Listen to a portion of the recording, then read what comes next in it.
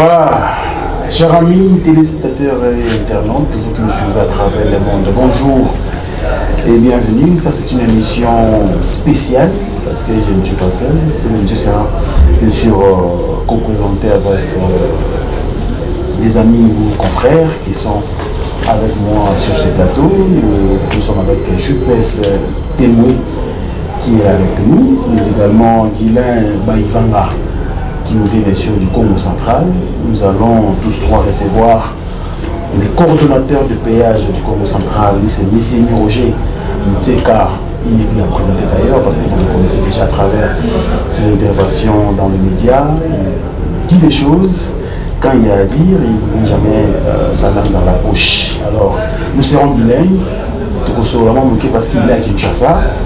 Il dit bien sûr qu'à quitter Kinshasa, à affronter les médias, ce qui est un message à lancer, un message vraiment spécial. Et aujourd'hui, il est dans un abysse à M. Roger Mtseka. Ouais, je suis là. Bonjour, bienvenue. Ouais, merci beaucoup, Batamasuka. Ngaï, Batamasuka. Batamasuka, donc, Gindi, moi, Nzambi. Donc, on est là, on est prêt. Si ça bouge, tout côté Zamba. Oui, on est prêt. Quand vous voyez comme ça veut dire tout ça prêt. C'est même pas côté ça biso Zamba, tout côté Zamba. Donc ça veut dire les gardiens de la légende du Congo central. Congo central, c'est une province qui est aujourd'hui sacrifiée par ses propres fils. Par ses propres fils. Le Congo central n'est pas sacrifié et pas par l'étranger. C'est par ses propres fils intris. Donc, bazo baya Congo central, ne mutu bazo linga va sacrifier Congo central parce que peut-être ils n'ont pas étudié, parce que basali tango susu ndeti yote aux entrepreneurs. Vous n'avez pas. Vous savez, les gens ont étudié, les intellectuels, mais ils ont bloqué les choses. Il y en a besoin de tenir en France de mailles au bon de là, engagement quelconque. Parce que vous avez compris la leçon. Et vous êtes un entrepreneur, vous avez créé. Les gens qui aujourd'hui réclament l'emploi, ce sont des gens au Batangi, mais Babloka Makambu. Babloka Makambu, il produit que au Babloka. C'est contrairement à vous. Aujourd'hui, vous êtes un entrepreneur de haut niveau.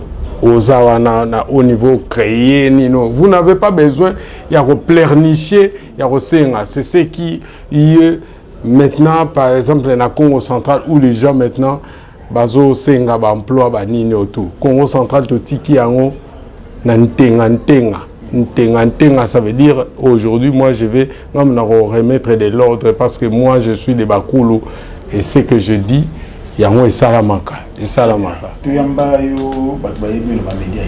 avant de sa parole à confrère Nanali, on s'est exposé par rapport à l'émission à l'élo. Message où il y a des bisous. Fraîchement dans le Congo central, je suis ici dans une double face. Première face, c'est d'abord Nazali, leader d'opinion. Je suis le leader de la nouvelle génération politique au Congo central, comme l'a dit toujours son Excellence, le sénateur, l'honorable Denis Kambaye, que je salue en passant, mon neveu, que j'ai eu de notre ami, c'est le leader de la nouvelle génération politique au Congo central. Moi, je ne suis pas leader d'opinion. Mais je suis le leader des jeunes du Congo central.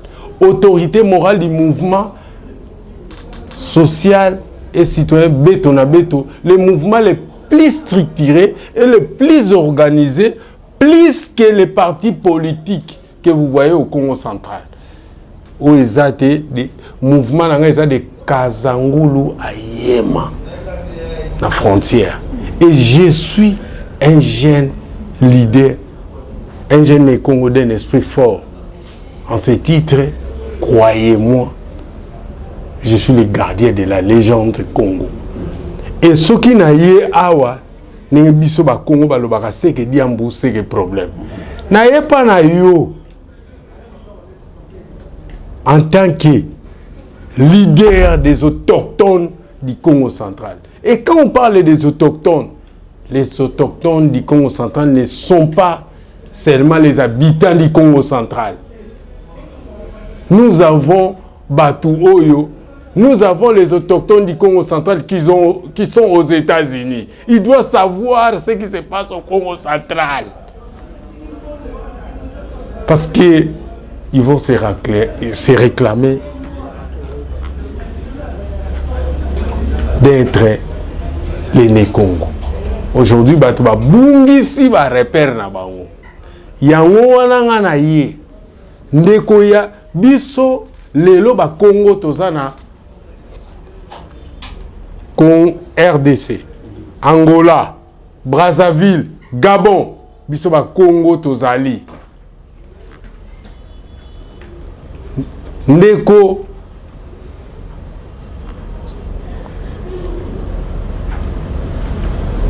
Yannick Ngongo alobi euso ba Congo Yannick Ngengo azana Congo TRDC mais azana Angola abi euso ba Congo nous sommes les Bakongo. Les Bakongo aujourd'hui okokutana jamais na Mukongo so komi na poto pokutana na Mukongo a présenté une identité na yeka 100% ezamwa passe. Nous sommes les bas. Yannick Kingengo a réveillé la conscience avec Moutassa Mangwana. Je parlais avec lui. Il a dit nous sommes les Bakongo. C'est nous. Les Bakongo. Nous ne pouvons pas renier notre identité. Mon Congo, sont tournés quelque part. Mon Congo a comme 50%. C'est le Mukongo. Moulouba jamais à 50%. Mungala tikala kozala 50% jamais. Mouswahili ya 50% okomona jamais. Mais okomona Mukongo ya 50%. Mukongo qui te dit okutene na poto. Lelo na kutene na yo parce que yo za interplanétaire. Na ye awa en tant que gardien muto batika na le kobi na pouvoir ancestral ya Congo central. Ngai ngazana malungwa ba chinois te o bateau au chef de l'état ya mbaka ngazana lungwa ba chinois te o eza ba chinois te 200 ans oyo oyo ntukan Congo babenga oyo eza ntukan Congo eza te bateau au chef de l'état ya mbaka. Et c'est ça qui tire les Congo central. Je suis venu ici parce qu'il y a un mal à l'aise dans le Congo central. D'entrée des mots, d'entrée des jets, dès qu'on a France de Maï, na yebi yo soko yé, yo muto kangi, ma solo sur le monde parce que na lingi, na pesa mu Congo nyonso place azali. Na yepa na yo France de Maï na vandi awa, je voulais na sa nini mais parce que yo okoko atteindre mu Congo azana 121. Mukongo azana Neverland, Mukongo azana Ottawa, Mukongo oyo azana na Hollande, Mukongo azana Bundes, yo oko atteindre. Et na yena pesa bango situation ezoleka na Congo central. Ni ezoleka na Congo central actuellement. On appelle ça. Je suis double face na ye awa en tant que leader de la nouvelle génération politique au Congo central. Et puis, Nazali, gardien de la Légion de Congo. Et en ce terme, Lelo Oyo, va confier ngai coordination à la péage nyonso ya Congo central. Donc, c'est comme si Bassim Sagibiso touche que va remettre développement ya Congo central, ya ba territoire na maboko ya G8. Mais aujourd'hui, Moutounio Sokotaza, dans Hollanda, Frank Stemai, Lelo, na ba poto Mukongo Nyonso, a Rwanda, a Oyeba, Oezoleka, et puis il y a des coutumes. Mukongo Nyonso Sokotaza, a Oyoka, Oyo Azakuna, a Oyoka, Mamozoleka. Ce qui s'est passé quoi? Les 10 mars 2022, j'ai été nommé coordonnateur des péages du Congo central. Par les gouverneurs et l'Assemblée, approuvé par l'Assemblée provinciale. Et puis, organiser cérémonie solennelle. Pour nous balobi, recourir à l'expertise par la compétence. Parce que vous êtes sans ignorer, je suis un météorologue. NASA, j'ai la classe 3 en météorologie. Je suis aussi membre de l'Organisation internationale de la météorologie, siège Nabiso en Suisse. Donc aujourd'hui, quand je suis là, NASA Valère, pour le Congo central et pour la République démocratique du Congo. Et va recourir à l'expertise. Pourquoi? Parce que aujourd'hui, on nous parle, en fait, Fachi, bêtise, byzantin. Bêtise, il y a l'âge de la pierre taillée. L'âge de la pierre taillée où il fallait recourir à la relation, il fallait recourir na bateau so kansa bago soutenir yo ya ngona ba roi ebele ba sa nini ba kweya moto yo ovandi olobi ke pona gagner il faut na contacter mutu tel mais mutu wana botika ko zo langue na ye te et c'est ce qui se passe. Moi ba nommé nga. Pourquoi on m'a nommé? l'SGPT, Société de gestion des péages et des taxes du Congo central, ezalaki abrogé et pas le gouverneur Jacques Mbadou Avaloma. Pourquoi ezalaki abrogé? Pourquoi le gouverneur Jacques Mbadou a créé des GRKC, Régie financière du Congo central, et puis a créé le sous SGPT? C'est parce qu'il voulait rouler Kinshasa, le gouvernement, l'IGF. C'est pour cela qu'il avait créé les GPT. Et puis, Bazaï Batoua Mibale. Il a dit, le ministre né à Bidje, Cheikh Barré. Ça, ce sont des vérités. On a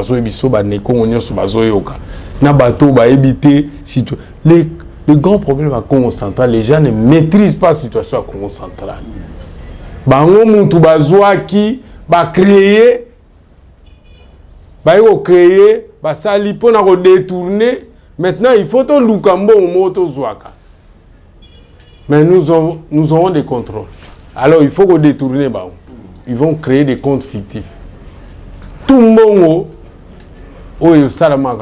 péage. Nous avons des sortes de péages. Nous avons le péage provincial, SGPT,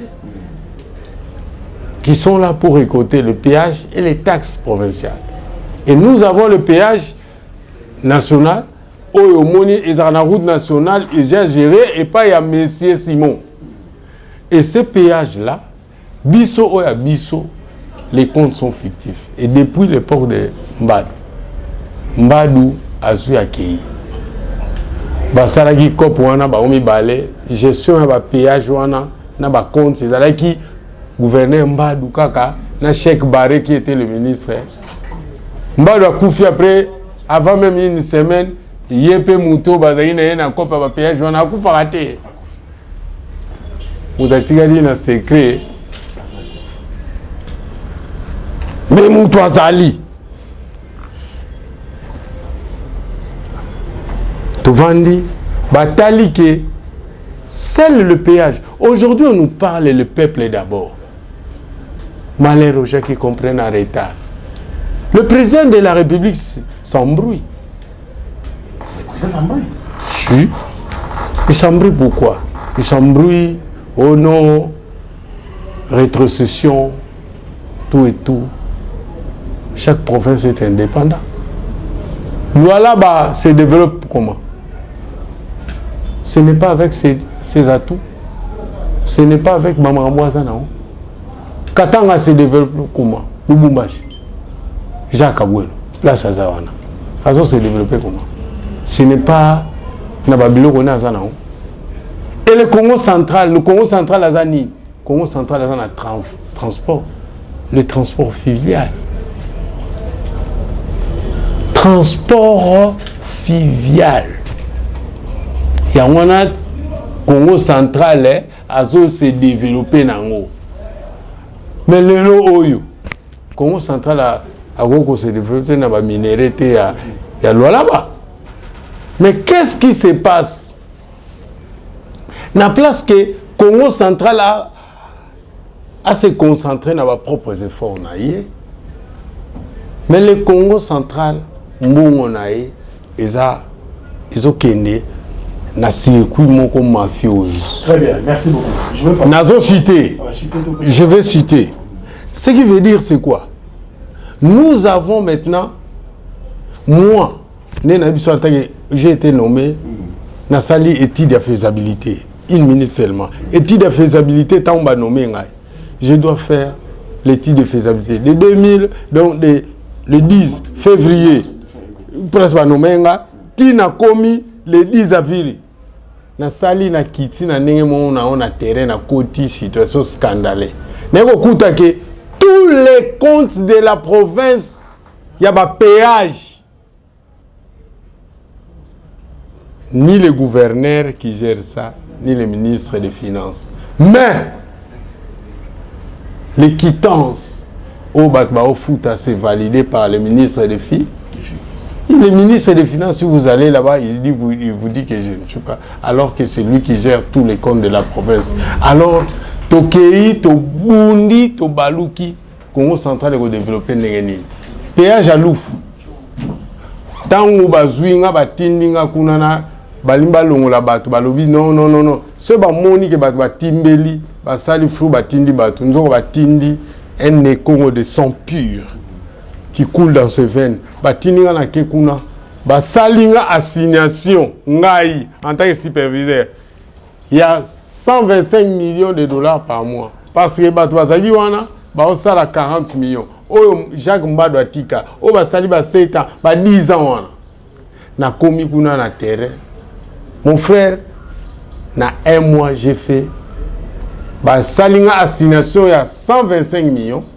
Mais na 1 mois, j'ai eu na sali 500 millions. Ministre il y a intérieur à Tinda Batukuna Bakenda ko sala fête na kuna bageocha. C'est moi qui a fait ça. Mais na zolo banayo na ko la histoire. Tant on a sali ango. Après une semaine, va suspendre à gouverneur à tout Matubwana. Balobi nanga suspension de votre fonction. Bah suspendre la fonction.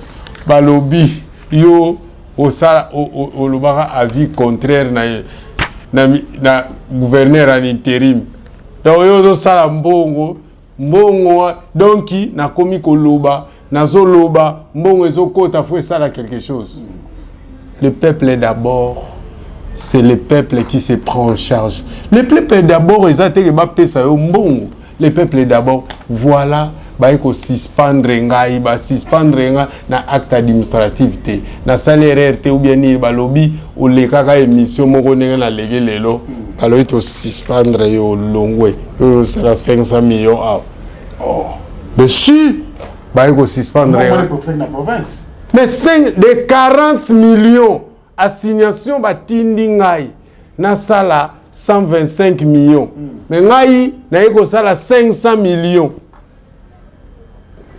Je vous dis, le peuple est d'abord c'est quoi? C'est le peuple qui se prend en charge. C'est le peuple qui est conscient. C'est le peuple qui connaît que le développement de son contrée yemoko. C'est le peuple oyayebi. C'est ça la vision du peuple d'abord. Oh bazo kosabatu, le peuple est d'abord reza fatite. Le peuple d'abord c'est le peuple qui se prend en charge. Le peuple oyayebi que rebelles sont à côté ngane fona bunda na bomo na benga la rebelle wana. Le peuple est d'abord foyer baké ngai ne fona sala développement ya ni na ngai. C'est ça le peuple d'abord. Le peuple d'abord ça mangambalo bato oh fati. Le peuple d'abord le peuple d'abord n'est pas fati. Le peuple d'abord est ça état de conscience, eza état d'âme, eza état de maturité. Il dépêche mingi bayebi yangote parce que ils sont focalisés. Il faut le peuple d'abord, ça veut dire Fati faut appeler ça bongo, bagé ne copé ça peuple. Il y a le peuple d'abord. Non, le peuple d'abord c'est le peuple qui se prend en charge. Le peuple d'abord c'est la jeunesse qui se prend en charge. Le peuple d'abord c'est l'autorité. L'autorité que le président de la République a donné confiance, qui se prend en charge et qui se défend son contrée positivement. Parce que pour le développement d'Etia, il y a Songololo. Où si on a un mois, on a coûté 40 millions, on a ça 125 millions, 125 millions, mais on a ça 500 millions. On a 500 millions, on a ça ils ont dans le premier mois sans pour autant détecter les mafios. Tant on a détecté, on a que celle l'oufouana paie par mois et bien ça 1,5 milliard. Et le président de la République a tenté à retirer dans na Songololo. Rien que Songololo, ils ont territoire Oyo, ils ont un barrage à Inga, mais ils ont Songololo, ils ont un couranté.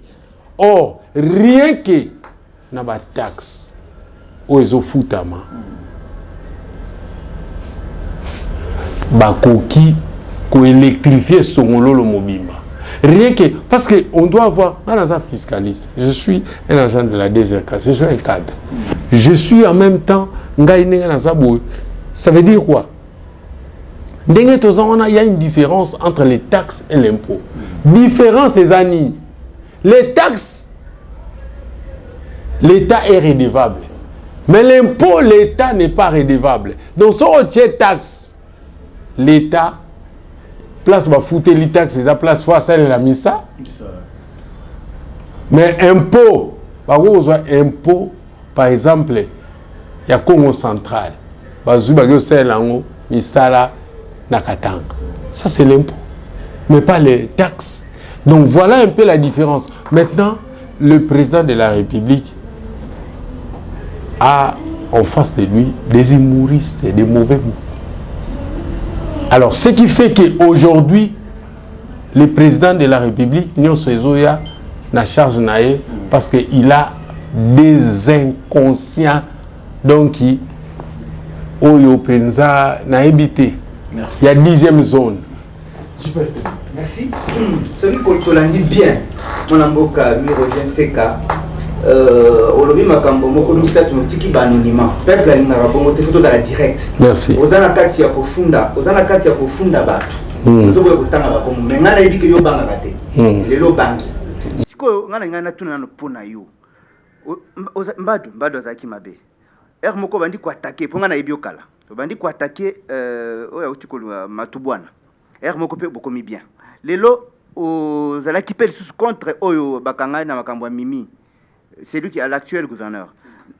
Apparemment na acte ya nomination yemutuka kanomakio. Lokola gouverneur. Mais finalement toi tu travailles avec quel gouverneur? Ça c'est un. Deuxième question. Ah bah élection ezali. Il y a bah gouverneur lobby déjà campagne de Jézalaki les 6 vendredi. Toujours c'est la combo ya gouverneur. Yomi Roger Seka Nostradamus G8. Vous allez soutenir candidature Yanani. Tout d'abord, au Tuningaï, aux Aki, moi je suis le gardien de la légende Congo. Je l'explique bien. Les gardiens de la légende Congo. Voilà qui n'a pas parce que je suis le gardien. C'est lui qui n'est pas avec le peuple né Congo, le peuple Mukongo. Vous devez savoir que moi je suis né et grandi au Congo central, dans un mois Mataba. Dans un mois na ote que on a beau terminer na Kinshasa na Ligue Soubianani. Et je connais souffrance yabato basala kabilanga. Vous ne pouvez pas parler des agriculteurs. Ce que vous parlez na bato bilanga, ce que vous pas sa bato bilanga te. Lorsque vous allez venir mentir na combat bato bilanga, na ouais au contredire yo parce que je suis le gardien de la lignage Congo. Cela ne fait pas de moi que nazo combattre yo. Vous allez dire que le gouverneur à l'intérim, oyo olobi ke aye kosala ou bien kosala boy aye konomé ngai. Mais c'est du mafia. Ils ont fait leur mafia. Alors pour camoufler leur mafia, le gouverneur de province olobi aye koyamba ngai. Regardez. Les gestion à péage à Congo central. Oeza quittance tout ça que je vous montre ici. Oyo, eza ba papier. 300 000 bato bazo futa na papier moko ya 50 francs divisé par 8. Bato bazo futa lango 300 000 eza na ba numéro te. Tout ce que je vous ai montré là. Mais vous avez dit coordonnateur. Attendez, s'il vous plaît. Je n'étais pas coordonnateur. J'ai une mission, il y a une assemblée provinciale, parce qu'il fallait voir qu'est-ce qui se passe dans les terrains. Nalobi na yo, oyo, je vous dis ce qui se passe là. Au Moniaon, Yaon. C'est un scandale que M. Agile Alingeti laisse de nous troubler. Si M. Agile Alingeti travaille sincèrement, il doit procéder par des arrestations d'abord dans le Congo central. Attendez, s'il vous plaît, Nassilissa. Nambongo oyo ezokota pour alimenter, pour le développement le peuple d'abord. Nambongo oyo ya mapa bazo pesa na ba intervention sociale. Vous croyez qu'il y a à contrôler aujourd'hui à tout Madouboana, l'IGF a failli dans sa mission au Congo central. Disons-nous clair. Que j'ai la lingeti à Saraba jeté. Ou moins que il fait ça et le remoro à règlement des comptes. Comment j'ai la lingeti n'arrive pas à contrôler le finance du Congo central, c'est-à-dire le ministère des Finances. Place mon Ekotaka. Je vous montre ici. Regardez. Regardez, il n'y a pas de numéro. 300 000, papier. Tout ça, je vous ai jeté ici. Et ça, vous allez dire le peuple d'abord, vous allez dire que c'est le président de la République. Il y a au monde un papier, il n'y a pas de numérotage. Et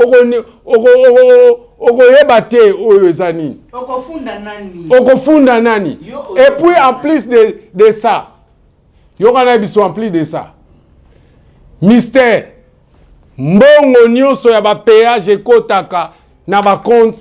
Ces comptes là mutu oyo ageraka ngo yebani te. Si compte ya province yebani te mutu ageraka ngo.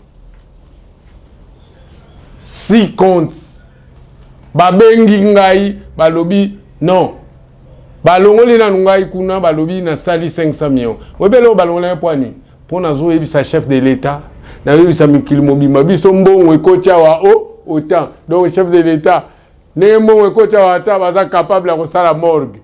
Baza capable ya kosala nini? Muto mbongo nyo azosala azoloba. Ya ba yoko longo na mba. Mais ba vandi, tant ba longo linga. Na lobi na yo, mante, il arrêtera quelque chose. Mokolo Obalongola Ebiso, regardez, le 22 10 mois 2021. Nous n'avons pas fait des rapports dans la province, il y a un bon écoute dans la province. Baïko Longola Biso na 19h Manu Militari. Nambongo nyo se kota ki bato bayaki bazuya on a mabo. Alors vous croyez que les services de sécurité ba rendre Moussala na baoka kolanda ba politicien na ma pamba na ma développement biloko bango fallait balanda yango. Alors vous croyez qu'il y a des gens qui aident le chef de l'État? Bozo Luka Bandoki na Congo central.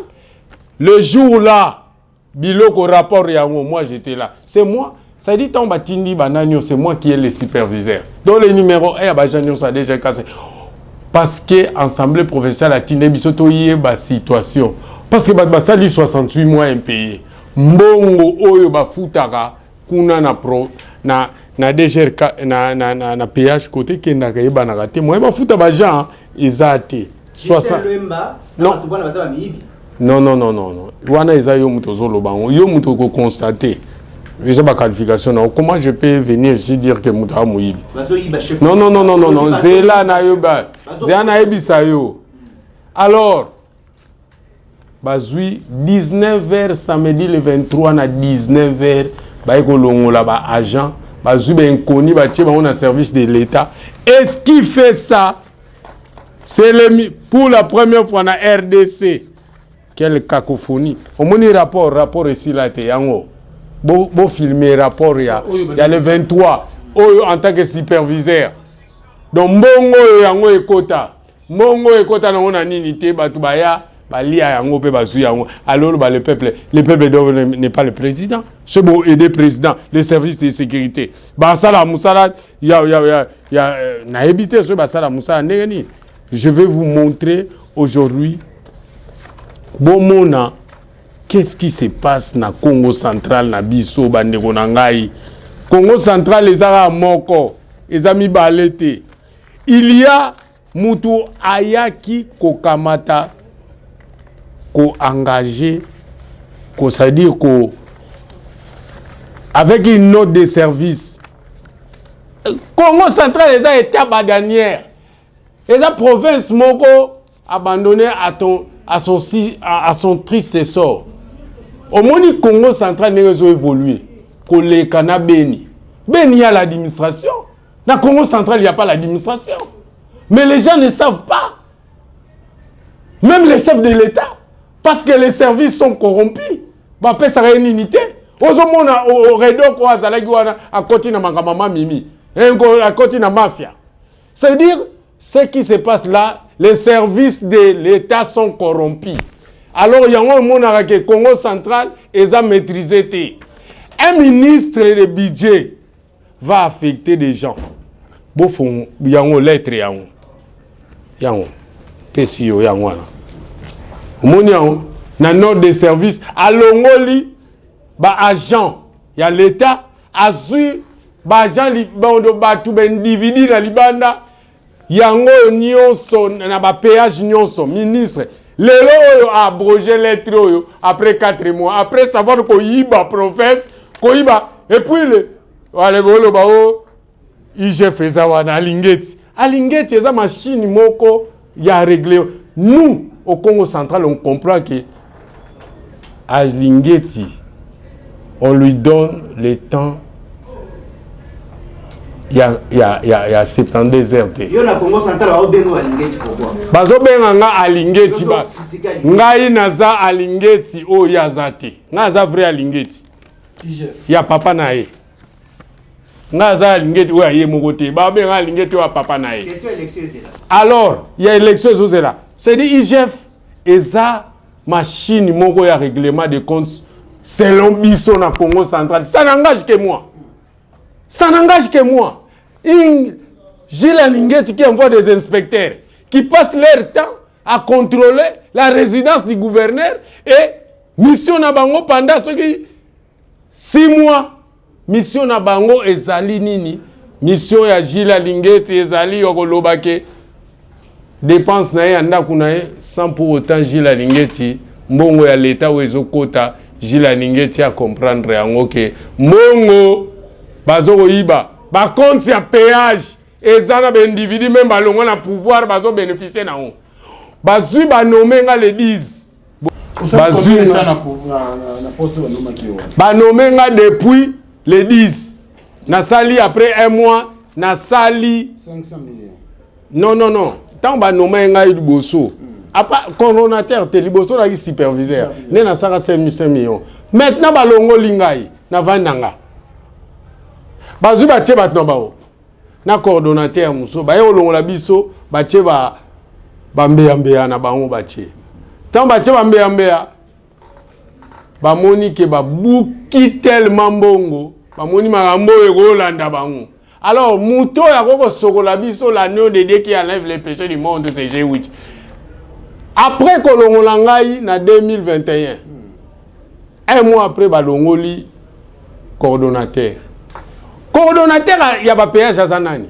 Aza muto a contrôler ba CP nyo sa ba péage. Et le péage, nous avons le péage provincial et le péage national. Le péage national qui est géré par M. Simon. Donc, biso kuna tozana ba part. Mais le péage provincial, est exclusivité na biso. Et lelo oyo, ba monique, mobulu après un mois, ba longola qui coordonnateur wana kaka oyo ba utiliser qui aya ko sa ba bricolage kuna. Tant coordonnateur wana ba longoli ba sali 4 mois. Gestion à bracadabra. Donc ba yibi mbongo ba monique élection ezoya na minicho photo lukalo lanyo de die to nommé to simseka touche. OK, na kei na sali état de lié. Papa, état de lié. Yango nde makambo. Yango eloko ibomi bato yango. Nini? État de lié. Yango. Bomoni yango état de lié yango. Omoni état de lié. Na sali en tant que coordonnateur, je signe état de lié, gouverneur, assemblée provinciale, tout et tout. Na lobby citation eza catastrophique na ba péage. Na découvrir que ba compte ya péage eza ba individu inconnu mutu ba gérant. Incognito.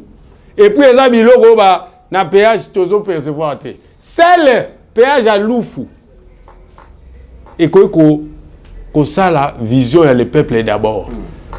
C'est-à-dire éclairer territoire à son rôle. On ne peut pas parler de développement bassin 45 territoires. Si nous avons eu des dirigeants responsables à niveau de la province, parce que net na territoire à son rôle. Territoire à son rôle, c'est le territoire oyo inga barrage à inga eza na songololo, mais songololo eza na courante. Est-ce que vous comprenez? Lufu eza na songololo. Taxe futa makuna, mais songololo même morgue ezate. Alors lelo oyo na ebisi même ba honorable Nelly baza wana muinga azawana ba honorable Dodo Nabi vous êtes là bon ça la bata ba marche. Alors ba eko zwanga ba tienga wana ba monaike mo bobe basimisa ye touche, c'est dire na combler ba vide oyo ba longolela coordonnateur depuis 6 mois. C'est dire mbongo ne so batie mutu oyo asala ba quittance lelo ya ba papier duplicateur o bomonio azoye banate so azanani mbongo place ekota ke banate mbongo l'État. Bon si ko bozo loba et puis bozo ko consoler bato et puis vous allez dire le chef de l'État à Salini. La province du Congo central est à caractère agricole.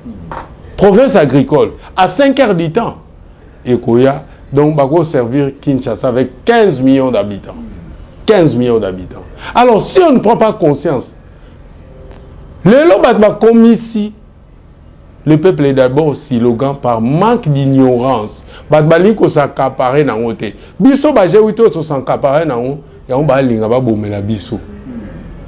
Et c'est pour cela dans ça que état de lié. État de lié on a tindi yango et pas il y a gouverneur. Il y a déjà des chers cassés. Na la qui si même que na Loufouana taxe à débarquement et par un déchargement il y a province 2 personnes bazouakango banda 4 ans baza ba collabo baza ba agent des heures cassés. Mais taxe wana fallait bazouaka $157. Mais bon na ba mota les cas bazouaka 50 000. Na lobby, tant na lobby c'est l'Assemblée provinciale. Je salue l'honorable Kissoula et le président Jean-Claude Mvouemba, malgré Azo Koumaba lettre à pété, faut Koumaba lettre à ma case. Il doit frapper. On va évoluer. Non, na cité. Non, je devais quitter. Je devais chiter. Na rechiter na eloronini. Non. Vous direz le temps. Yango moni na zui na tie. Ba honorable ba quitter na terrain. Dans 5 tant on a commis état de lié, seule l'Assemblée provinciale a répondu par Salinga interpellation, avec débat. Na kekuna na talisi bango ce qui se passe et puis na senga ibango na za awa na zotike la yo même allocution dans l'Assemblée provinciale où j'ai demandé allocution dans yango na sengi na ba député. Dans 48 heures, il va vérifier que Mongo la province est une destination incognito. Alors, les députés bakita qui contrôle parlementaire bakiti na ba péage bakiti na ngo bakiti lufu ba moni na loba ya solo ils ont réactivé place au ba bano zombongo na maboko lelo oyo bato bazozwa bazo bakomi ko futa $157 ngai na ke ko réactiver ba taxe c'est ça le peuple d'abord na réactiver yango na biso na chité na réactiver yango et puis tant on a donc ba député ba moni réactiver lelo bato taxe nyonso ezo déchargement nyonso ba futa $157 ça n'a jamais existé et c'est moi ba kei ba zongi na lobby na o mukola lelo le 3 nenga na to vandi boy le DG le kwa mbongo ba ndoko ta ba ke o sala ngo feti mariage feti na lufu pour na taxe on a réveillé oh ya comment l'être traité oh ya dénoncé donc ba ke ko zwambongo ba bimisi plus de 35 millions feti ba ke o sala feti pour na taxe wana oyo ngai na ba député tout ça na sali mosala lelo le 3 feti ezana lufu pendant ce temps je me suis concentré moi na s'éparpiller ça tenta qui condamnateur pendant ce temps na matadi péage ya ango ezawana à côté taxe wana futa marate na c'est correct taxe wana déchargement et futa marate taxe ya déchargement ezani et ça mutuka nyonso wuti par exemple à l'extérieur ezui elongoli conteneur et kitisi na mutuka mususu na matricule na biso il faut ba futa taxe wana d'accord yango bomona matadi ezo développer mettre patinzuzi pour na taxe wana ba pesa na province or ezo bénéficier ka na matadi or que na ba territoire nyonso il faut ba bénéficier na nini na ba taxe wana vous comprenez alors lelo oyo ba ke ko salela ngo feti le DG de la RDC qui est un colosse au pied d'argile je m'excuse fallait ayeba ke taxe au G8 ko activé sous la bénédiction des députés na lufu et que place ya vai na matadi na ango taxe wana ezamba utalika so existe raté akende ala mukaso bando lala taxe on na uto activé akende même na yema parce que vous savez que Kabinda eza na Angola mais biloko nyose ekota na Binda servi na bango il est capable na biso na Congo central fala kene na Kabinda pour kene ko lobake akene ko activer taxe wana pe pour lelo ombongo ekota c'est là le peuple d'abord vision chef de l'état et comment question alors on va prendre la question l'élection bobi comme de coutume kaka na émission oyo na ko annoncer bino ndeko Guilé Baivanga il est là 2019 tout ça la émission boy na annonça qui candidat wa oleka et puis première na deuxième na même ba nombre d'électeurs ba voter bango il est là na lingi zongisa na émission tiango ba mona ya ba mona ona sala ki ya ndeko Guilé alors moi je pense que wana nako parce que lelo nazo loba mutu rozala a obima gouverneur na loba mais c'est pas tout continuer tout ça et puis tout en attend na ko développer awa nazo annoncer ngo mokili mobimba eloko ezolela lelo ezana annoncer qui sera le candidat bokozongela ngo parce que autotula na oezali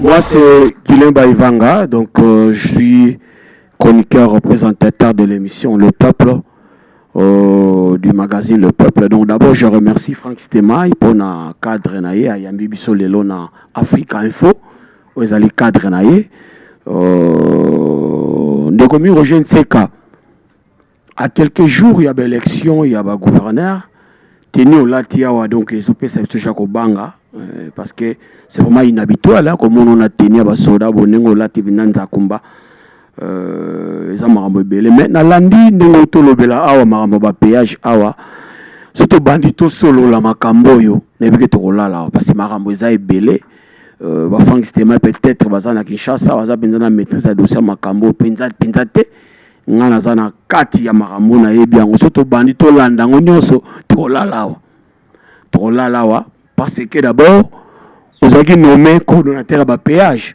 ndenge to biso nyonso tomonaki yango toyokaki yango mais oza na main libre te ya kosala mosala. C'est le gouverneur, le gouverneur ad intérim, Justin Loemba Moutou, a tchaki confiance wana. Mais banda nommé au poste wana, apparemment, vous en avez main libre au salade. Et bah te belé ba moni en c'est comme si de tolo barana na ki yanke ba betio 12. Et ça qui 12 ba betio parce que tilelo vous en avez main libre au sala musala na hôtel qui coordonnateur ya ba péage. Ni no kolobana bato ba lobi ke eza 12 nde ba beti yo penza en réalité netika okosala penza te na poste wana. Président Fachi ya bato ba osakana nae te ba oke sonte ba osakana nae ba otalebo et sous la complicité ya ba service à sécurité. Président Fachi bato ba osakana nae parce que les services de sécurité ba yebi makambo c'est les gara na terrain. Bayebi ke ba péage ba compte nango ekotaka na trésor à l'état te bayebi ke lelo oyo rétrocession dernière année yango ba professeur ozwa sous rétrocession te voilà rétrocession à niveau national na niveau national ba kozongo sous te dernière année yango ils ont comment retenir la source non et si Ici, dans chaque province, et ça décentralisation. Quand on parle de libre administration des provinces, entité décentralisée. Na lobby na yo, les retenir là n'engé zalaki. Brakata. Mais n'engé libre administration des provinces est cochi en vigueur. La loi sur la libre administration des provinces, on peut comprendre que ou kitanina. Alors, les lots Batbao Sakana, na chef de l'État, ce sont des administrés.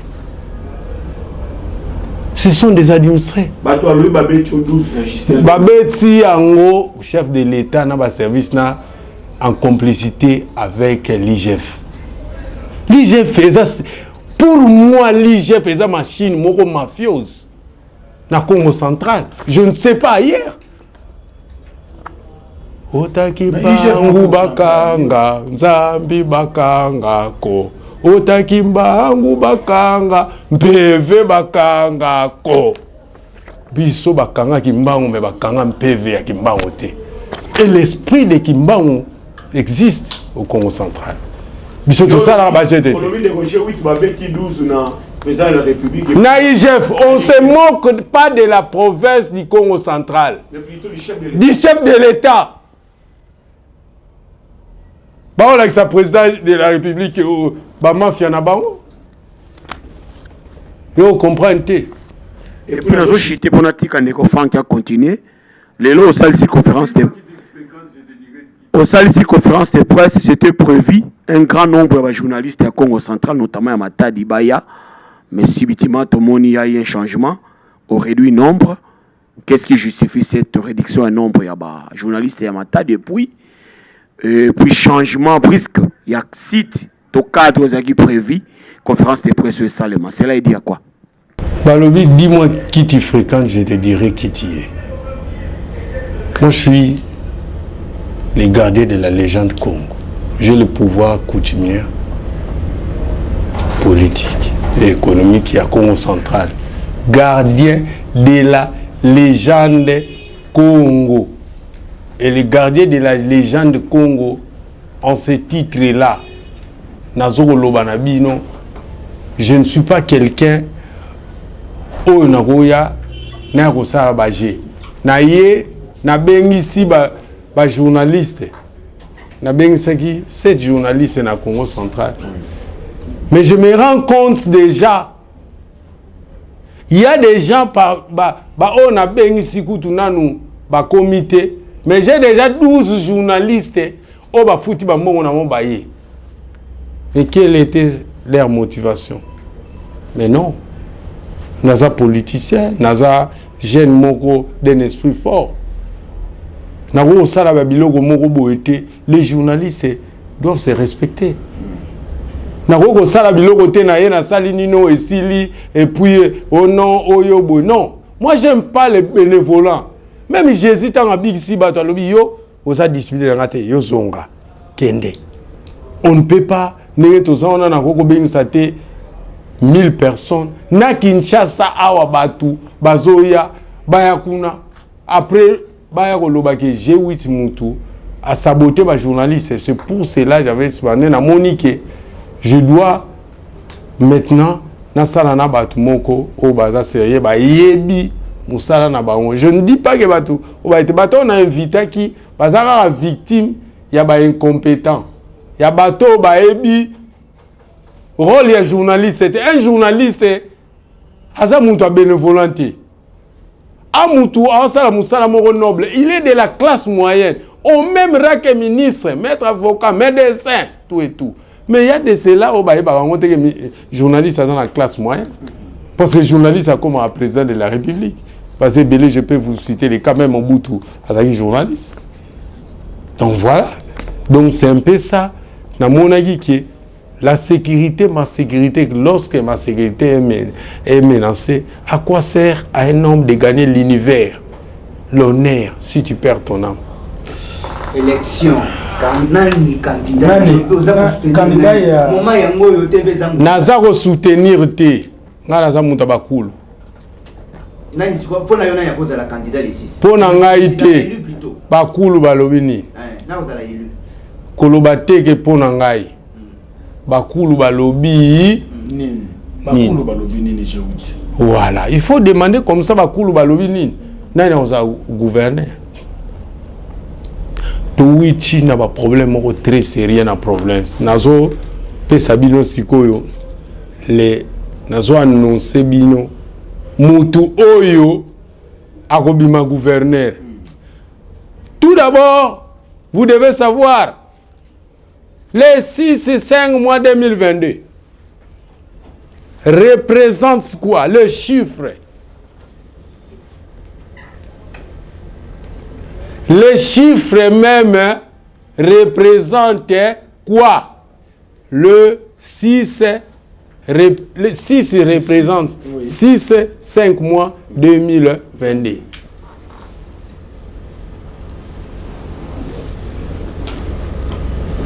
Quand on prend D divisé par D, on peut s'appuyer sur combien? Et on peut s'appuyer sur 1. Ah? Oui.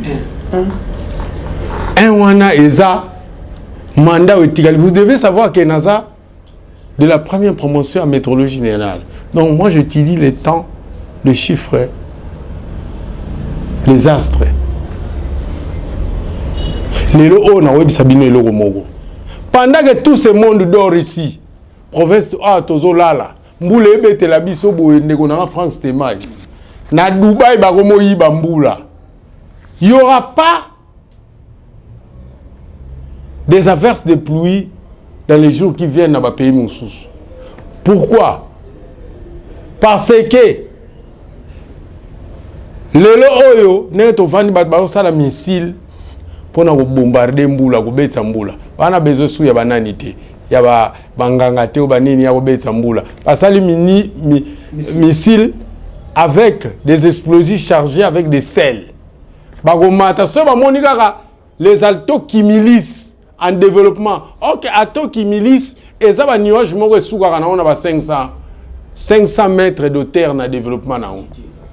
Non, il y a développement, il y a terre. Mais les cumulonimbus que nous appelons le CB, pour la bête Samboula Makase Koya, et atteignera 800 mètres. Sera bêti 800 mètres, mboule bêti. Or, quand maintenant, il y a le pluie orageuse, oyo, et ça n'a pas été et qu'on déplacé et affecté par Mokanabino. C'est là, nazo loba na yo, nazo silisa na pesa yo, makambo biso to ye bate pendant que to chao. Lobi ba robo peto la biso bambula. Au moins, tout le monde a bamboula la barabe et bétate. Lobby kuna awa. Imaginez-vous que dans le Congo central, un mois, la saison de plus mois, mboule beta rasouté. Nous allons kokota. Pile, Kinshasa o bogolé lawa.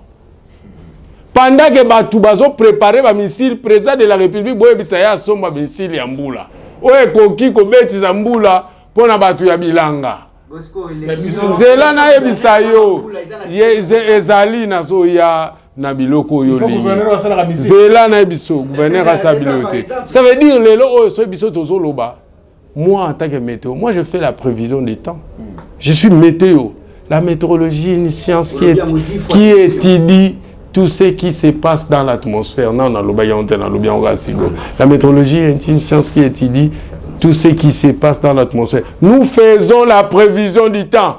Ce qui va se faire, ce qui va se passer demain.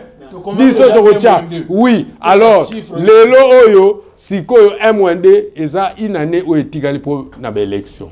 Donc, c'est na émission 2022 déjà de 22 wana déjà une année. Après une année wana, je vous dis, nous avons les chiffres 5. Mois de mai représente les chiffres 5. Or, chiffre 5, moi, ils ont représenté ni. Ils ont représenté 5 ans à mandat. Donc, 1 au Etigali, na 5 et puis 6. Donc, c'est pour cela que les élections sont le 6 mai 2022. Parce que les gouverneurs qui seront élus, on a un programme il y a 6 ans. Ils feront 6 ans. Nous avons vu ça avec Mbadou, non? Et biso tozali na case du départ. Parce qu'il y a eu un mauvais départ. Tozongi na case du départ. Or, na minicho, nous devons voir un chiffre. Le chiffre qui représente la résurrection. C'est le chiffre 3. Non. Les chiffres qui représentent la reconstruction. Les chiffres qui représentent la sainteté. Les chiffres qui représentent la confiance du Dieu Tout-Puissant. C'est le chiffre 7. Ce n'est pas le chiffre 7. Le chiffre 3, le chiffre 7. C'est la perfection. Non. C'est le repos. C'est le repos. Oui, sur le plan spirituel. C'est le jour où Dieu s'est reposé. Mais les chiffres, nous avons, c'est lui qui va être élu, le gouverneur du Congo central. C'est le chiffre 8. Parce que le chiffre 8, c'est les 8 personnes justes et droits que Dieu sauva lorsqu'il a détruit la terre. Ça, vous revenez à l'époque de Noé. Mais je vous dis, chiffre 8 est un anonyme de Boza pour la chiffre 8 est un candidat. Quand on appelle vraiment un candidat, et ce côté, on a mis un candidat. Ngaï na lobby chiffre 8. C'est lui qui va gagner les élections. Au Congo central. Justin Luemba. Na lobby na yo, c'est le chiffre 8. Banja balobi. Nenge tozabo, c'est le chiffre 8 si et vous gagnez l'élection. Pourquoi le chiffre 8? C'est le chiffre de bonheur. C'est le chiffre de la résurrection. C'est le chiffre de la confiance. C'est le chiffre... Même Dieu servait au chiffre 8. Donc, tant on a bomi mon kilio. Donc, Congo central, politiquement, ils ont boma. Tous ces politiciens-là, ils ont boma. On reste comme ça. Léon Koussou. Olobi? Léon Koussou. Ndeko biso Léon Koussou. Asa soune loko a produit dans le Congo central. Papi Matezolo. Papi Matezolo, c'est un jeune qui doit prendre le temps à connaître les enjeux politiques et la province du Congo central. Justin Luemba. Justin Luemba, c'est quelqu'un qui doit avoir le repos pour à se stabilité mentalement, psychologiquement. Mwanansemi, il doit conseiller bateau on a relève.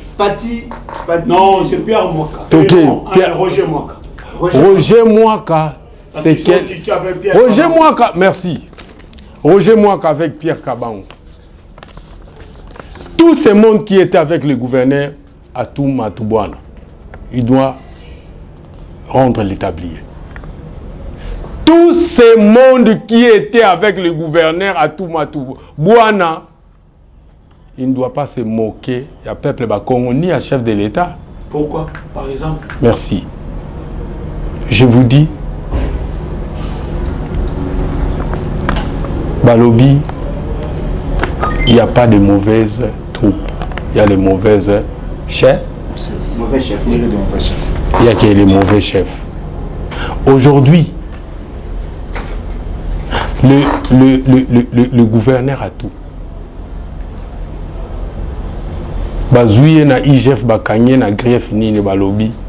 Mauvais gestion en bongo aliaka na kata ndaku na ye. Et bakanye na ba conseil na c'est le seul gouverneur au monde. Oyo inspection des finances et go kanga ba conseiller na ye. Batiki c'est lui qui gère la finance. Et Jean Magoui au sommet de l'État. Et on a mis sur IGF Oyo, il faut beaucoup rouler là au mis. Mbouta Gilles, attends, Gilles, attends, non, si ça. Et l'autre ici, Roger Mouaka, Ezani, Ezali ticket au Asali, la ministre de la Finance. Si les gouverneurs a tout... pas ça la Dio, non. C'est monsieur qui est propre. Roger Mouaka, c'est monsieur qui est propre. Il ne fallait pas à combiner. Non, à quoi ça l'a montré? Non, même pas. Attends. Oui. Attends. Roger Mouaka, c'est un monsieur respectueux. Ok? Mais le mal à nez qui est, dis-moi qui tu fréquentes, je te dirai qui tu es. Quels sont... Attends, Nasilisa, Atindi alors Moko, Narochangote, Nazoya, docteur Gibandou, s'il vous plaît. S'il vous plaît, c'est là. Tozoya. Allez-y. Oui, Mouaka, ce monsieur, un blanc, n'a pas soin mouindo. Mais je vous dis, il est comme un mari à quelque chose nzonzi ya ndoki. Même ba elio ndoki ya quartier. Mobali azu ndoki ya quartier aya o oncle na ya ko bala mwana na yo. Mais le bala wala yo kondima. Okondima. Continuez là-bas. Nazo tuno okondimate. Je vous dis comment le gouverneur a tout peut tomber. IGF a inquiété sans que c'est lui qui gère ses finances. Et Dédé. Vous avez dit ça vous-même, il n'y a que des mauvais chefs. Na lobby na yo, des mauvais tout. Il y a un lobby na yo. À tout qui devait. Non. Je vous dis, c'est pour dire que ce n'est pas normal. Galates 6:5 et lobby car chacun portera son propre fardeau. On est à récit. Je voulais, parce que na pesu ya on a dit qu'on y a lata on peut au lata. Non, c'est pas ça. Galates 6:5 et lobby car chacun portera son propre fardeau. Aujourd'hui, Babi a détournement sur le plan de la finance, ce balobi lelo oyo. Na ministère français ou bien balobi il y a un problème na nini na Congo central sur le plan des mines et énergie. Dites-moi qui sera visé. Ce n'est pas le ministre des mines. Qui sera convoqué? Ce n'est pas le ministre des mines. Mais on prétend que le gouverneur, bien sûr, il y a un ministre. Je vois que vous défendez. Attends, je vous dis, je vois que vous défendez. Vous ne savez même pas défendre. Vous défendez même avec la honte. Messieurs, ce monsieur-là. C'est le journaliste, là. Oui, j'ai dit, il défend. Il n'est pas ici pour défendre. Non, mais là, ce qu'il fait, il défend. Non, il dit que là, il ne pose plus la question, il commence à défendre. Parce que je vous dis aujourd'hui, il doit avoir même quelqu'un là, par solidarité. Est-ce qu'il devait présenter sa candidature? Et c'est moi, j'ai une non, lui. Non, par solidarité et par essai, il est candidat aujourd'hui. Et à Kéro Baby Satike à Mouaka. Mouaka pouvait bien passer. avec Kitty Snae. Aujourd'hui, avant qu'il puisse devenir ministre des Finances, il était qui? Dis-moi, toi qui connais ces gens-là. C'est pas un débat d'eux, hein? Ah voilà, il était qui? Vous allez comprendre que nous maîtrisons la situation. Il était qui? Aujourd'hui, tout ça c'est Nanga. Il nous prend des professeurs, des maîtres, des menuisiers. La machine à voter. Mais ce n'est pas interdit qu'un professeur soit élu. Non. Député. Non. Je vous dis, vous devez avoir de l'expérience, vous devez avoir maîtrisé la situation. Vous êtes là, les députés sont là, quand vous êtes élus, c'est pour voter les lois pour protéger la population. Alors, lorsque l'on a des professeurs aux côtés, au comme ministre des Finances, 5 euros ça dans nos finances. Alors, Guy Bandou, le docteur Guy Bandou. Oui. Je veux cliquer avec honorable Bilolo Grâce. Nayoka batmo balobi Congo central tadi dans lengo foko lengo moneko ulendi yalako. Le Congo central, on n'impose pas au Congo central ce qu'il va faire. À un Congo, on ne pose pas ce que tu dois manger. On ne pose pas à un Congo ce que tu dois consommer. C'est les règles religieuses. Oui, on ne pose pas à un Congo la femme que tu vas. Attends, écoute. C'est votre. Quelle union sacrée? L'union sacrée existe au Congo central. Ça existe au Congo central. Dites-moi les PDG de l'union sacrée du Congo central au gouvernement. Il y a qu'une seule autorité morale. Hein. Non, je voulais vous dire. Dis-moi le ministre du Congo central de l'Union sacrée. Il faut faire très attention. Par exemple, de l'AFDC. AFDC, ministre Nina Pesaki, le gouvernement national pour le Congo central. Il y a AFDC, PDG Nina Pesaki. Il ne faut pas se moquer de Congo. Ah ouais, on a voté. Nous avons voté à Outapi. Kimbuta Tindarachi, Gimatondo Yakuna, Azwa 12 te. Tu comprends que tu bangi no kotanga kombo. Nazotanga kombo azoyat. Alobi 8. Nefertiti avec Gulen Panzu. D'abord Nefertiti Ngoudian ça. D'abord Mbaomi Balé na Bayo Kanate na Gulen Panzu. Azoyamba batu déjà azo benga Gulen Panzu ya oba uto swana. Oh non. Mais le lobby là haut. Ngana tchaka ketch na munoko yo zo mona lobawa. Nako gaza garder la légende. Baswana kite zala kike. Hier zala vis derrière tie wana donc aza étiquette asa ki yikam. Aujourd'hui, nous avons besoin na tête ya province. Ya mutu o ya redémarrer province. Donc eza kwa mutu comme evandi. Et là li je vous dis, aux maman Nefertiti Ngoudianza, maman Moko qui fait beaucoup pour la province, mais elle n'est pas prête à encore charge la province. Encore charge la province. Il y a aussi le candidat Dimelo. Voilà, ce sont des adjectifs qualificatifs, les biyikama, ce sont des neufs, donc des faux neufs. On le voit donc, c'est créer les surnormes pour marquer les billes. Yo le problème, continue à aller tindika biloko on appelle tindiklo. OK. Nani loba. Alors Kombo ya mutu le candidat numéro 8 yango toke siko. Toke siko yeyo tati zwa. Ngayeyo. Zwa ngai siko na direct. Bon zwa ngai direct kao.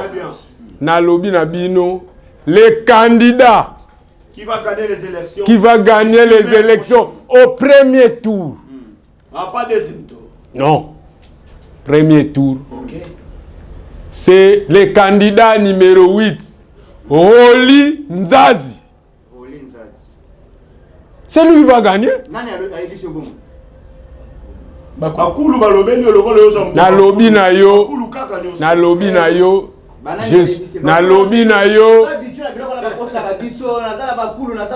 Non, non, non. Merci, Tigangana Loba. Moi, je ne suis pas comme ça, il est là. Exercice au Tosala, on a eu. Tosala et exercice au T. Tu avais prédit pour le candidat Atou Matouboana, il a gagné les élections. Oui. Et vous avez aussi prédit oui. pour les autres candidats, oui. par rapport à Bascore, et les Kapendengwana. Oui. Malo pesa solo. Mais na lobby na yo. Roli rien. Non, ezaki hasard. Lelo pourquoi Roli? Na lobby na yo. Na lobby na yo, Roli c'est le candidat qui va amener la paix au Congo central. Parce que après les élections, c'est au Zuba tout mon sous-soir. Déstabilisation et comment la Congo central. Merci beaucoup. Tout d'abord, il y a une question, il y a aussi la Ninte dans le Congo central. Toujours la profil ya Moutou. Na ce que Roli Nzanji représente. Roli Lelo Oyo. Roli Nzanji. Oyebi comment orienter DGRKC. DGRK ya Kinshasa. Mbongo ekocha. Aketi na Este. Yé Moutou ake kocha la ba DGRK kuna. Aujourd'hui, nous avons besoin d'un manager, d'un gouverneur manager qui a l'esprit managérial. Incompétent. Moutoumouaza compétent, qui a des valeurs. Un monsieur qui sait distinguer entre le bien et le mal. Un monsieur. Le gouverneur Gisèle Lemba, le gouverneur Gisèle Lemba, que je respecte beaucoup, mais le gouverneur Gisèle Lemba n'a pas l'humanisme à y éviter entre députés na Chege, à éviter différencier, à éviter entre mon colo na moi na mouké. Il ne sait pas ça. Vous le savez très bien.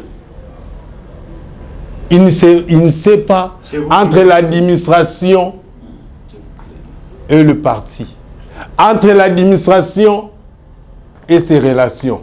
Il ne sait pas qui est chez lui. Je voulais bien, il peut revenir. C'est un Congo. Nous allons lui donner la chance. Mais maintenant, la province, problème toi, non. Vous savez, je voulais vous dire quelque chose. Attends. Laisse-moi.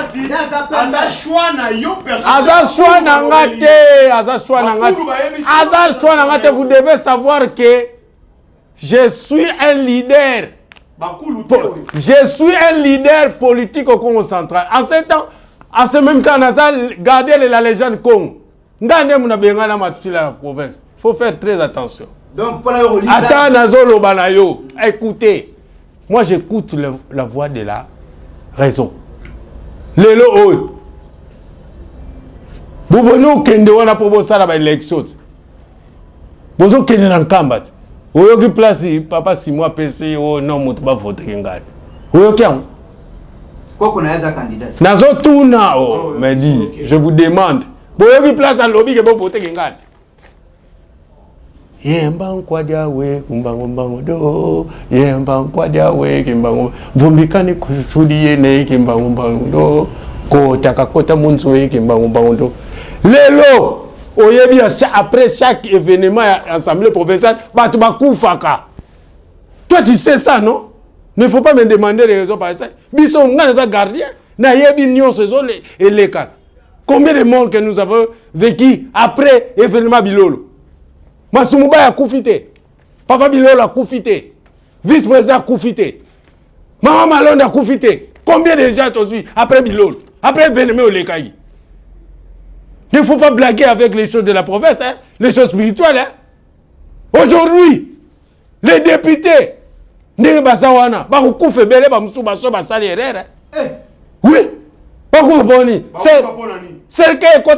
y a des gens qui vendent leur maison. Hein? Il y a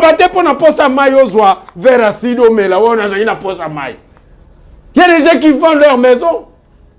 Combien de gens qui ont perdu leur maison pour comme sénateur? Oh ben escroqué par ma député. Vous savez combien? Eh bien, me vendent dans le Congo central, non? Non. Biloko wana yom tozolo bango. Ça n'engage que toi. Yo ko lo babilo ko ndenge na ndeni yo journaliste nga o yami nga yo zo ebisa nga yo ko lo babilo. O komi ko inculper nga, o komi nani yo. Ndenge za wana biloko zo lo ba. Na lobi na yo boye. Papa, je voulais vous dire ceci. Le 23 décembre 2020, le président, l'actuel président de l'Assemblée provinciale avec son bureau, on dit ceci. Tous les actes, il y a bilolo, va reprendre en compte qui ont été posés à bilolo. Et ces actes-là, aujourd'hui, qui ont porté des fruits, balobi, bandimi, loi, ils allaient appliquer partiellement. Loi, ils allaient appliquer partiellement. Bobi m'a amené les bilolo.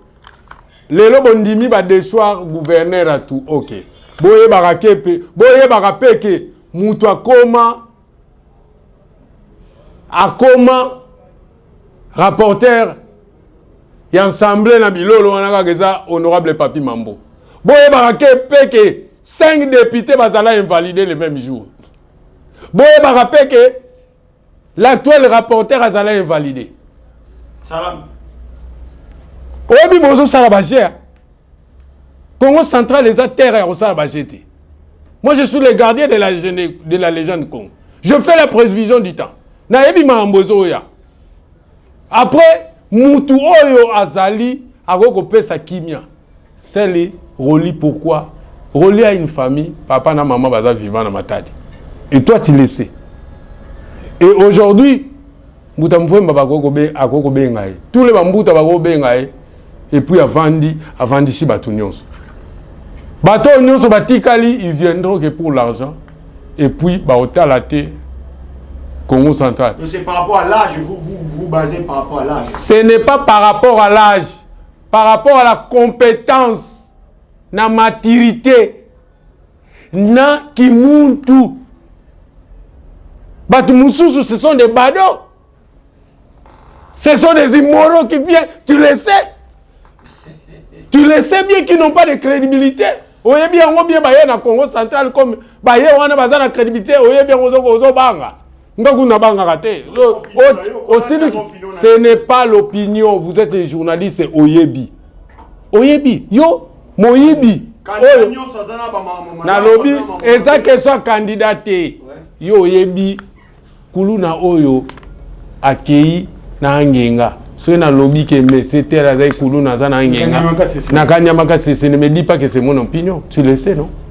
C'est par rapport à ce qu'il a fait. Allez, merci. Nous avons des candidats immoraux. Aujourd'hui, je voulais dire pour citer la question, je voulais dire ceci. Pas député, il faut bailler bas. Ils ont l'avenir du Congo central entre les mains et leur avenir aussi. Vous savez, même à l'époque de Jacques Mbadou, même il y a des députés qu'on a assassinés dans des maisons. Allez, merci monsieur. Alors, na lobby, bailler bayango. De ne pas trahir Roli Nzanzi parce qu'il représente l'espoir. L'éclatement de la province, ce qui c'est l'éclatement de la province. Nous ne pouvons pas avoir attention, la Dieu PCA, Dieu Mindongala. Dernière fois là, c'est mon bout. Dieu Mindongala. Non, la géopolitique. Ça c'est être malhonnête. Vous devez savoir que Diomi est de Kazangoul et le président de l'Assemblée provinciale est de Kazangoul. Nous avons ce qu'on appelle la géopolitique. On ne peut pas prendre ton même territoire. Qu'est-ce que vous voulez nous enseigner? Qu'est-ce que vous voulez nous enseigner? Moi, je suis le gardien de la légende Congo. Ndio Mindongala qui est de Kazangoulou, lui là, et le président Jean-Claude Fouemba qui est de Kazangoulou, les rapporteurs de l'Assemblée provinciale qui est de Kazangoulou. Alors, qu'est-ce que vous voulez? Mboko Bozo Mona Mweza Yabino Bieni. Ndio Mindongala, il est le PCA à Sinas. À quel côté de sa PCA Sinas? Ndio Mindongala, il faut reconstituer dans nos vies. Monsieur Ntseka Miroger, Ils ont une émission basée dans le combat d'habitude. Nous parlons. Non. Bisso, ils ont un candidat. Oui, un candidat. Oui, un candidat. Je parle sans embâche. Hein. D'accord, merci beaucoup. Alors, nous sommes en train de chuter déjà. Qu'est-ce que nous devons retenir par rapport d'abord au premier sujet, au Cambouya péage, le coordonnateur de la péage, il y a Congo central. Éclaircir Bisso, dans l'intervention dans l'émission OMP spéciale, tout retenir Nini. Est-ce que nous sommes dans Moussala avec tranquillité? Il est le coordonnateur de la péage à Congo central ou pas? Éclaircir Bisso d'abord. Au appel professionnel. Ça veut dire question au opposé nga eza penane ya no yango nde biso do bala niemeniki bene nane niemeniki pa benga ki ndobika loko tie pena ki ndobika nde kona ngai nazoloba na yo ba chaki nga po balaitsa nga bere baleba mbongo bayibi bambongo batienga wana ekomi oto sabo to songa sabo non tala âge ongana na tala pouvoir ongana na ngai nazana balunga te ba chinois au batu musuba yambaka tout ce monde là qui gouvernait le président de la République a yambaka na compte ba négo ce sont des escrocs. Quand vous voyez le président de la République recevoir déjà d'accord ba le Congo central momantana ba valeur des ayomoko nga gardien de la légende Congo un jeune Congo d'un esprit fort. Donc, chef d'État, Jean-Claude Kwemba, c'est un escroc. Je ne veux pas qu'on se toujours des gens. Vraiment. Il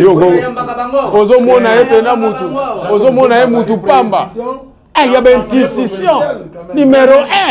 Au traité avec les gens, ils ont piégé un journaliste, lobby kuna simba benda tika. Ce n'est pas bien.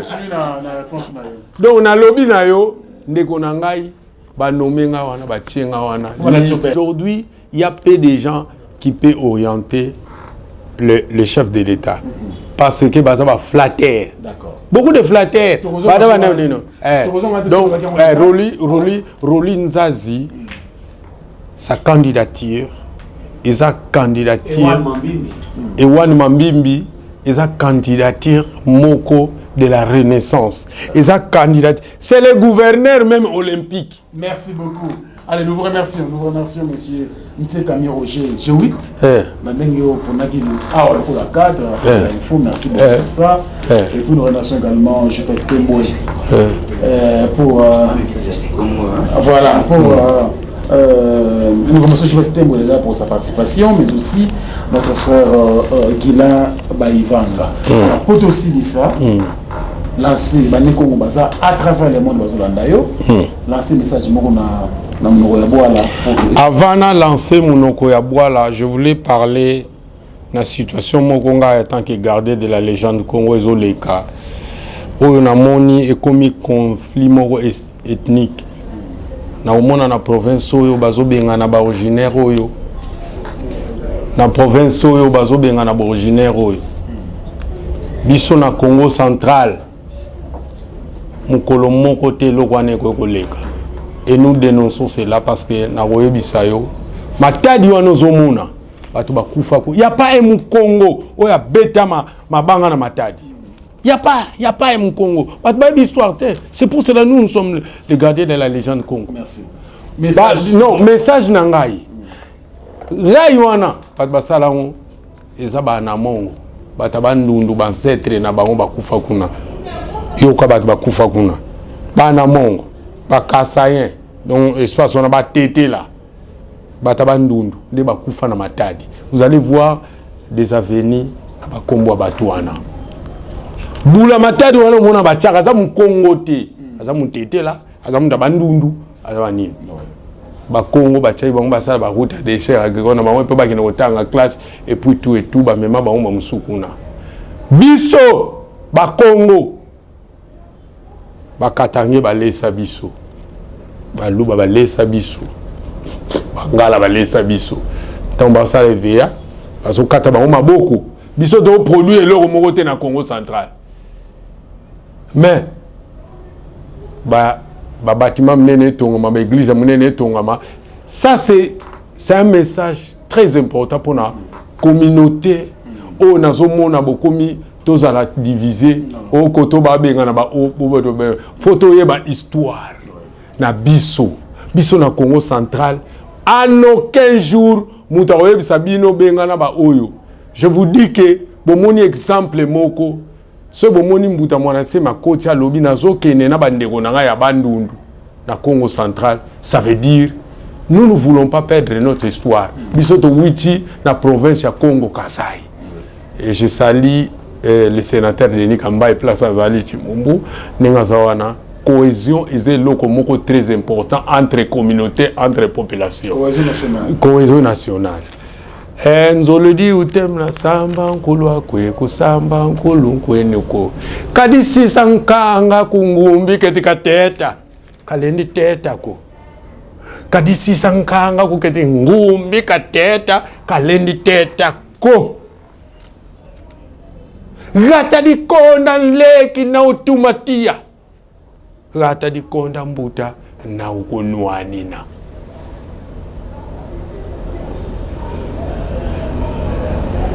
Bana batele, bana basekwele. Bana basekwele, bana batele. Ush, yabika.